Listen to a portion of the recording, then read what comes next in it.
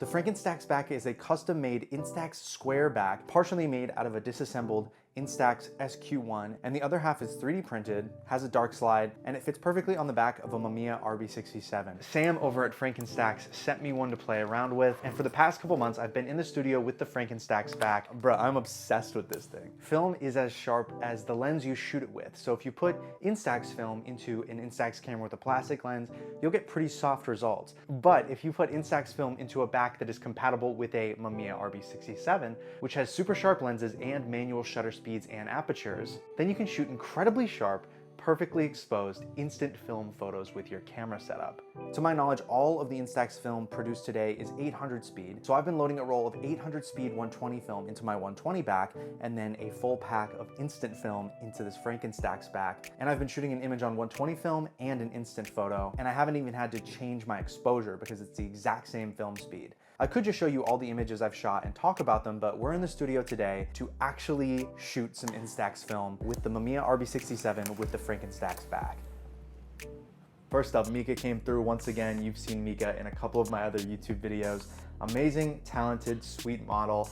And today we are just starting off with a silhouette shot. I think it's cool to just start simple and add more as we make images.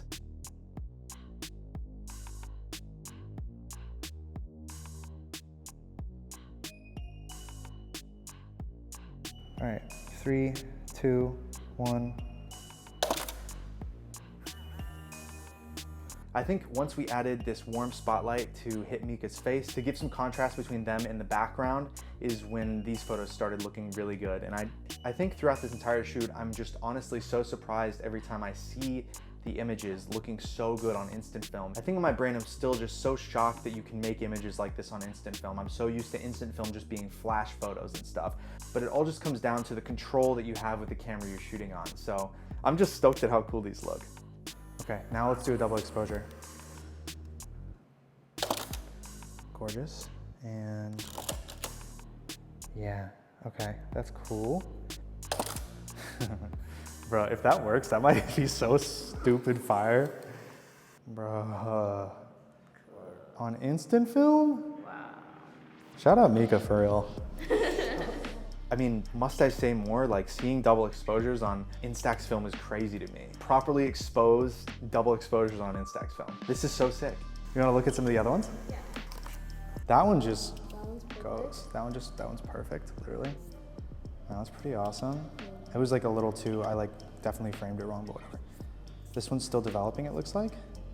I love it. But still. going in the, that's so sick. Awesome. 3, 2, 1. And now just turn around.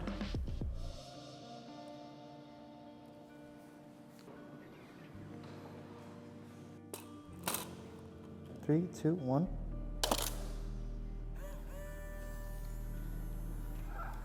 That was the last one of that roll.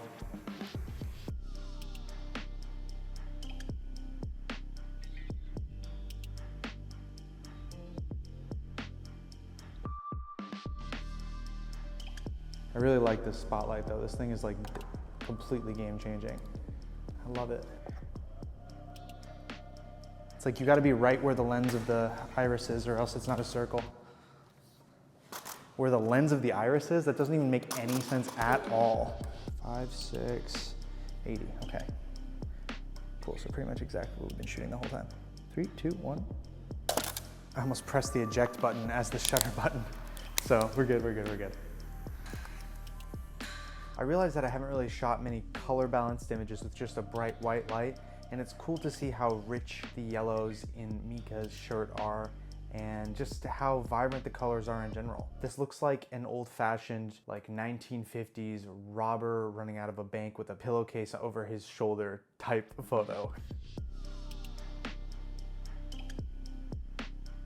Why don't you go stand in this corner? Like right in the, yeah, right there. You just like landed yourself right in the middle of the frame. Like when I said 3, 2, 1, you were just like, that was crazy. I think this is one of my favorite portraits. Not only did I nail the focus pretty much, but I think the light hitting Mika's face and the oversaturated red just looks so good together. Bring those arms just like a little behind your head, yeah. Yeah, like that, yeah. Okay, 3, 2, 1.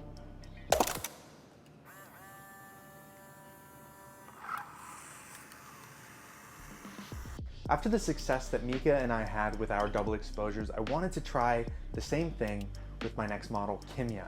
I've never shot with Kimia before, but we've got about 45 minutes and we're gonna go crazy.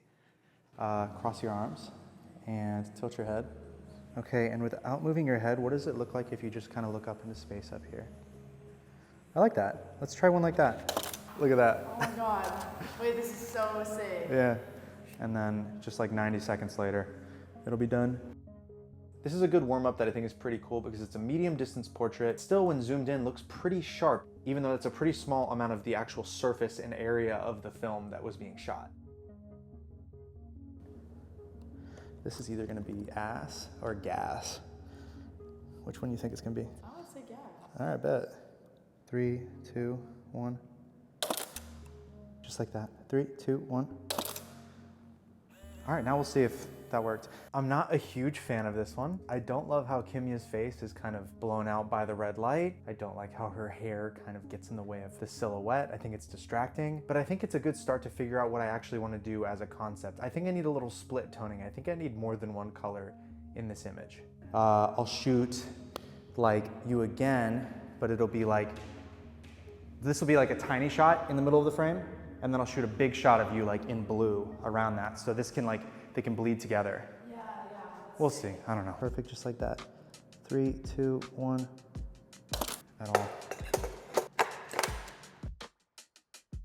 Yeah, will you cross your, like hold your arms like that maybe? Yeah, like that. 2, 1. I'm praying on that one.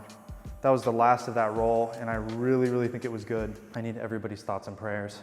Yo, that's so actually sick. crazy. That's so crazy. Pretty good. I want to try it again though. Close your eyes. 2, 1. Beautiful. Don't blink. 3, 2, 1. I think that's the one, bro.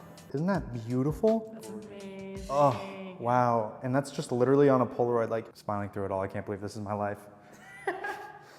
This is one of my favorite ones I've shot in a minute. I had one last exposure on my roll of 400D in my 120 back, and I thought that maybe I'd try a double exposure now that I've pre-visualized that it's possible. And I'm so glad I did because this is one of my favorite in-camera double exposures. Got it. I know this video is like partially supposed to be about instant film, but can we just take a moment to appreciate 120 film for a second? I mean, look at this. 120 film praise aside, I could not have gotten here if I didn't shoot it first on instant film, so shout out to Instax. For our last shot of the day, I put a light dome on my aperture light, projected a little bit of red light onto half of Kimya's face, and took a photo. Got it. We did great.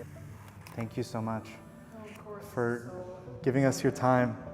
This photo is the last image we shot, and it also appears to be the one where I nailed focus the most. I mean, you can see every single hair in Kimya's eyebrows. That's just amazing. And the color looks beautiful too. I love the warmth and saturation. It's not overbearing, it's perfect, and it's a perfect way to end this session. I think we made some beautiful photos today.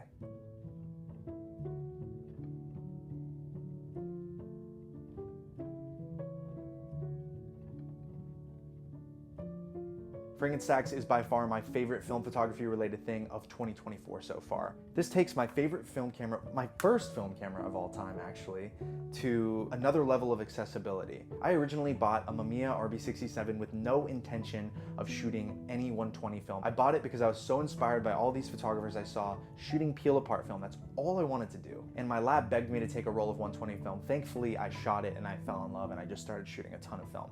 But I originally shot it to shoot peel apart film, and that film, if you're not familiar with it, Fuji FP100C, is $100 or more per pack right now, and it's discontinued. They haven't made it in maybe almost a decade at this point. $100 gets you an expired pack of film, you get 10 images out of that, and it's really beautiful, it's really great, but that is not affordable for anyone. One of the original purposes of having a Polaroid back with a camera like a Mamiya RB67 is so that you could get your exposure right, you could conceptualize an image and then you'd shoot it on film, before digital cameras that is. Of course, that peel apart film was also just used to make instant photos, but one use for it was using it as a way to pre-visualize roll film that you were shooting, which is what I really have enjoyed using the Frankinstax for. Using this as a genuinely affordable way to shoot instant film on a medium format camera. Right now you can get a 2-pack of Instax Square Film for $20, which means you're getting 2 packs of 10, 20 sheets total. That is $1 per photo. If you're shooting Polaroid film, not Instax, that is around $20 for 8 images.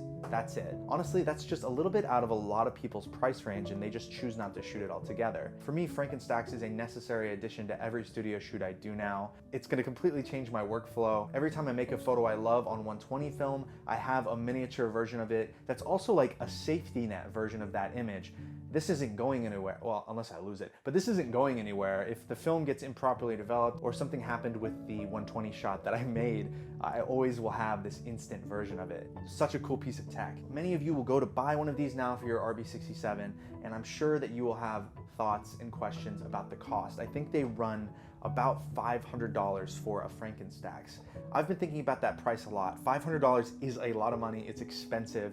I did my research. An Instax SQ1, which is the camera that this is partially made out of, is over $100 off rip. So there's already $100 in the cost of making one of these. Then you just have to think of the cost of production. Half of this is 3D printed, that takes time and money. There's a dark slide here, which I'm sure was machined in some way. And then I'm pretty sure Frankenstacks is a one-man job over there. So Sam over at Frankenstacks is over there disassembling an SQ1, hopefully doing it correctly every time, assembling this thing, testing it for light leaks so that it's ready to be used and sold. And then there's also a Pelican style case that comes with it and everything. It's just clear that a lot of time and effort is put into making every single one of these and making this a great device for consumers and photographers to use around the world. It's also a small business. I think their Instagram account has like 900 followers. So yeah, this is an expensive peripheral, but it's made by a one-man small business. But I think based off of the results that I have gotten with Frankenstacks attached to my Mamiya RB67, the price is justified knowing what goes into making one. I want to also say I was sent this, I did not pay for it, but after using it, this is something that I would buy in a heartbeat because of the void that it fills for me